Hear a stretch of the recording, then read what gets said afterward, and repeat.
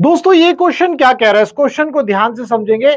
इस क्वेश्चन को हर्ष ने भेजा है, सीकर राजस्थान से है और जेई की तैयारी कर रहा है हर्ष। क्वेश्चन बोल रहा है a body is released from a height equal to the radius R of the earth. The velocity of the body when it strikes the surface of the earth will be g is given as acceleration due to gravity on the earth।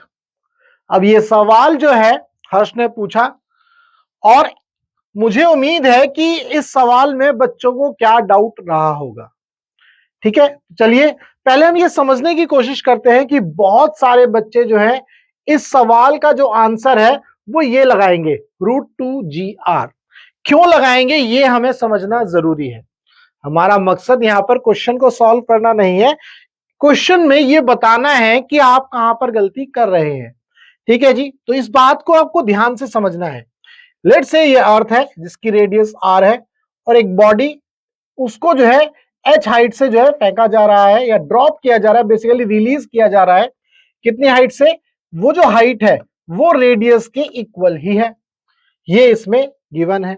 अब सारे बच्चे जो है क्या करते हैं, इस सवाल को इस इक्वेशन ऑफ मोशन से सॉल्व करते हैं।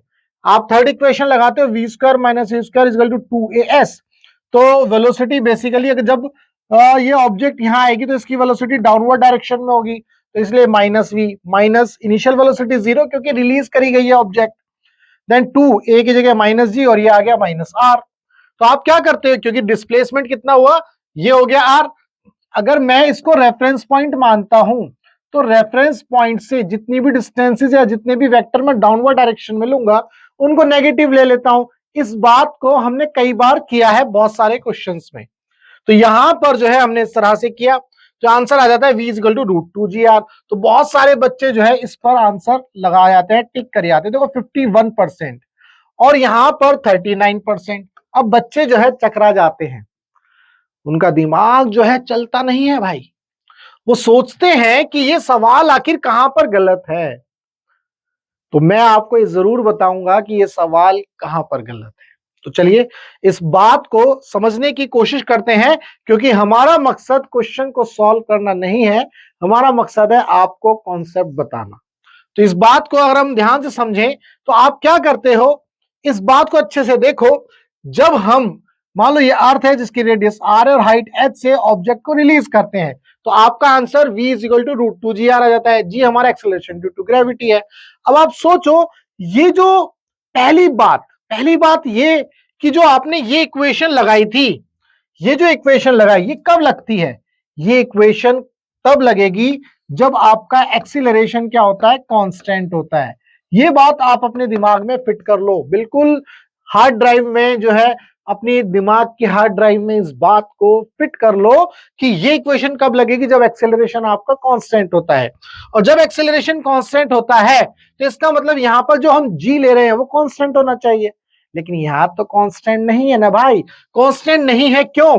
क्योंकि आपने क्या सोचा, इन मोशन अंडर ग्रेविटी आप जो है जब जी की वैल्यू को कंसीडर करते हो तो ये जो जी होता है ये अर्थ के सरफेस के नजदीक होता है, यानी कि अर्थ के सरफेस के नजदीक आप जी की वैल्यू को कांस्टेंट मानते हो, यानी कि 9.8 मीटर पर सेकंड स्क्वायर, या कभी कभी 10 भी ले लेते हो। वो अर्थ के सरफेस के नजदीक होता है, अर्थ के सरफेस के पास होता है। यानी कि अगर आप जो है हाइट लगभग 10 किलोमीटर लोगे तो आप जो है जी की वैल्यू 9.8 या 10 ले लेते हो। लेकिन जैसे ही आप ग्रेविटेशन वाला चैप्टर पढ़ते हो और वहां ये पढ़ते हो कि जैसे जैसे हम ऊपर जाएंगे वैसे वैसे जी की वैल्यू क्या होती है, डिक्रीज होती है। या फिर अगर कोई ऑब्जेक्ट ऊपर से अर्थ के पास आ रही है, जैसे जैसे ये हाइट जो है डिक्रीज होती रहेगी तो जी की वैल्यू इंक्रीज होती रहेगी। तो इसका मतलब यह है कि जो जी की वैल्यू आप ले रहे हो वो अर्थ के आसपास लेनी थी भाई।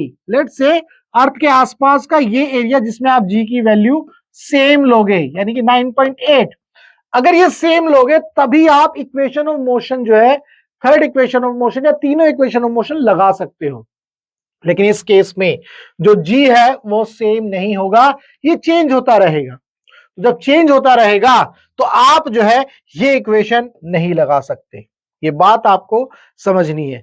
G can not be constant in this case. उम्मीद करता हूं ये चीज आपको समझ में आ गई कि यहां पर ये जो आंसर आता है v इजिकल टू √2gr, ये रॉन्ग है। क्यों है रॉन्ग, ये आपको बता दिया। अब सही तरीका क्या है, अब सही आंसर क्या है, ये भी हम देख लेते हैं। क्या कॉन्सेप्ट लगेगा, ये हमें हमारे लिए जानना बहुत जरूरी है। क्या किया मैंने यहां पर, देखो सॉल्यूशन किया हुआ है, आपको कॉन्सेप्ट समझाना मेरा मकसद है।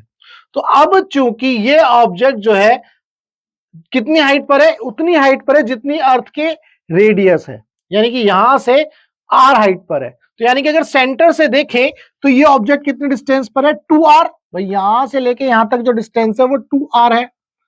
तो अब हम जो है ग्रेविटेशन में जो हमने कॉन्सेप्ट पढ़ा है कंजर्वेशन ऑफ मैकेनिकल एनर्जी, यानी कि summation of kinetic energy and potential energy is always constant, ये हमने पढ़ा है। तो यहां पर भी हम यही करेंगे।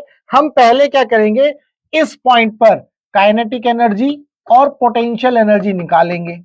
ठीक है जी। तो यहां देखो, kinetic energy initial, potential energy initial, ये क्या हो गया, ये इनिशियल हो गया। अब जब ये ऑब्जेक्ट अर्थ के सरफेस पर आएगी तो ये हमारी फाइनल सिचुएशन बन गई, ये हमारी इनिशियल हो गई। तो हमने क्या किया, इन दोनों पॉइंट के बीच में कंजर्वेशन ऑफ मैकेनिकल एनर्जी लगा दिया।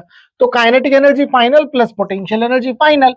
अब चूंकि इनिशियल स्टेज में इस ऑब्जेक्ट को रिलीज किया गया है, जब रिलीज करते हैं तो इनिशियल वेलोसिटी क्या हो जाएगी, 0। तो जब इनिशियल वेलोसिटी 0 हो जाएगी तो काइनेटिक एनर्जी क्या हो जाएगी, वो 0 हो गई। जब हम पोटेंशियल एनर्जी लेंगे तो यहां पर ये जो ऑब्जेक्ट है ये ग्रेविटेशन के अंदर है, यानी कि अर्थ के ग्रेविटेशनल फील्ड के अंदर है। तो जब कोई भी ऑब्जेक्ट किसी भी ऑब्जेक्ट की ग्रेविटेशनल फील्ड के अंदर होती है तो हम कौन सी एनर्जी की बात करते हैं, ग्रेविटेशनल पोटेंशियल एनर्जी की बात करते हैं। तो इनिशियल में gravitational potential energy that is equal to, भाई जब ये ऑब्जेक्ट फाइनल पोजीशन पर आएगी तो यहां पर इसके अंदर वेलोसिटी होगी, काइनेटिक एनर्जी भी होगी और पोटेंशियल एनर्जी भी होगी, ग्रेविटेशनल पोटेंशियल एनर्जी। क्यों, क्योंकि हम जो ग्रेविटेशनल पोटेंशियल एनर्जी है ये सेंटर से देखते हैं। ठीक है जी। तो यहां से काइनेटिक एनर्जी फाइनल कितनी होगी, half M V square plus, अब ये जो ग्रेविटेशनल पोटेंशियल एनर्जी है ये हम अभी देख लेते हैं। पहले तो ये बताओ यहां तक की बात क्या क्लियर है। अगर आपको यहां तक की बात क्लियर होगी तब आप इस सवाल में आगे समझ पाओगे।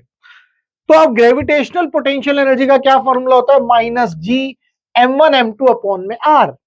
तो जब ये ऑब्जेक्ट यहां पर है तो -G into this m into earth, mass of earth into upon में r, है ना, G m1m2 अपॉन में r।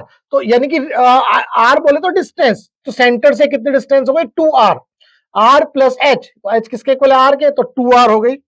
तो देखो -G capital M small m upon में r प्लस h, जो कि हमारा हो जाएगा 2r। काइनेटिक एनर्जी हमारी हाफ एम वी स्क्वायर। तो ग्रेविटेशनल पोटेंशियल एनर्जी हमारी फाइनल कितनी हो जाएगी, जब ये ऑब्जेक्ट अर्थ के सरफेस पर आ जाएगी तो डिस्टेंस हो गई अब की बार r, तो -G m capital M small m upon में कैपिटल R। हमने क्या किया, इस वैल्यू को उठा करके लेफ्ट साइड लेकर के जाएंगे। यहां से हमने इसको सॉल्व किया, इस वैल्यू को उठा करके इसको जब मैं लेफ्ट साइड लेकर के आया तो इस तरह से आ गया। इसको सॉल्व किया तो ये आ गया हाफ GM अपॉन में R। इसको सॉल्व कर लेंगे, is equal to half M V square. तो m से m उड़ गया, हाफ से हाफ उड़ गया, तो जो v है वो किसके इक्वल आ गया, square root of g capital M upon में r। तो ये जो g है ये v स्क्वायर की वैल्यू हमारी आ गई g कैपिटल M अपॉन में r, sorry r not r square, तो g into capital M upon में r। अब हमें ये पता है कि अगर हम इस इक्वेशन को देखें तो वेट जो है किसके इक्वल होता है, भाई ये कैसे किया है, मान लो ये अर्थ है और ये सेंटर है, मान लो ये ऑब्जेक्ट यहां पर है, तो इसका जो वेट होता है mg वो किसके इक्वल होता है, ग्रेविटेशनल फोर्स के। तो capital G into capital M into small m upon में r स्क्वायर, ये ग्रेविटेशनल फोर्स हो गया। तो यहां से आप देखोगे स्मॉल m से स्मॉल m उड़ गया, तो यहां से स्मॉल g की वैल्यू हो जाती है capital G capital M upon में r स्क्वायर, GM अपॉन में r स्क्वायर। तो हमने क्या किया, ये जो v स्क्वायर आया था हमने ऊपर नीचे r से मल्टीप्लाई किया, तो ये वैल्यू बन जाती है हमारी स्मॉल g और ये हमारा कैपिटल R, तो कैपिटल V की वैल्यू आ गई √GR। उम्मीद करता हूं ये कॉन्सेप्ट आपको समझ में आ गया। तो पहले तो ये बात समझनी जरूरी थी कि यहां पर ये जो हो रहा है, ये जो आप इस तरह से करते हो, ये क्यों नहीं करना है, ये आपको बता दिया। ये इसीलिए नहीं करना क्योंकि जो इक्वेशन ऑफ मोशन है वो तभी लगेगी जब जी की वैल्यू कांस्टेंट होगी, और इस केस में जी जो एक्सेलरेशन ड्यू टू ग्रेविटी है उसकी वैल्यू कांस्टेंट नहीं है। क्यों? क्योंकि जो हाइट है वो बहुत ज्यादा है। अगर ये हाइट जो है अर्थ के सरफेस के नजदीक होती तब आप जी की वैल्यू को कांस्टेंट मान लेते। उम्मीद करता हूं इस क्वेश्चन के अंदर जो भी आपका डाउट रहा होगा वो डाउट आपका सॉल्व हुआ। अगर इसके अलावा आपका फिजिक्स में कोई डाउट है तो आप इस नंबर पर व्हाट्सएप कर सकते हैं। हमारा मकसद है टीच फ्री फॉर इंडिया।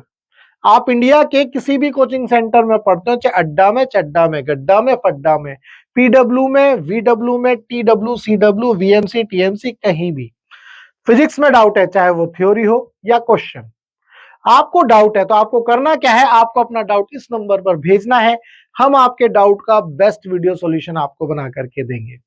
तो चलिए मिलेंगे हम अपने नेक्स्ट डाउट में।